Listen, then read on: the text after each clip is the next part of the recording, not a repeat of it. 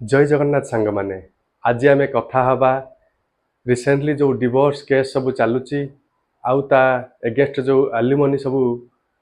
Demand होउची झियो घर तरफ बा झियो तरफ से विषय कथा हवा। एबे एक केस चलीथिला सुप्रीम कोर्ट दिल्ली रे सेठी जार शुणाणी करुथिले CJI mister B R Gavai से केस रे झियो जनक जे कि मात्र 18 मास हम बाहागर होता पुओ सहित से मात्र 18 मास पर से कौन करते ना डिवोर्स नौते से पुओ ठारू आउ ता एगेंस्ट रे आज एलिमनी डिमांड कौन करते ना 12 कोटी टंका मुंबई रे घर यार विरुद्ध रे मत रखी chief justice supreme court of India कौन कहले झियो तमे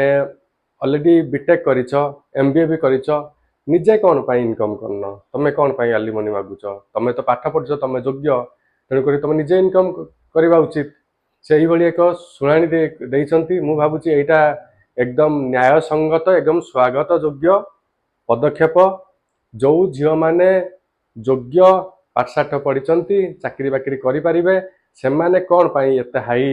एलिमनी डिमांड करूछंती जे एठी पुओ आउ केस पुओ आउ झियो समान नजर रे देखा जिबा कथा तेणु करी दी जन जाके इनकम करबा कथा आउ दी जन जाके निज जीवन को संभालिबा कथा। मु भाबुची एटा एक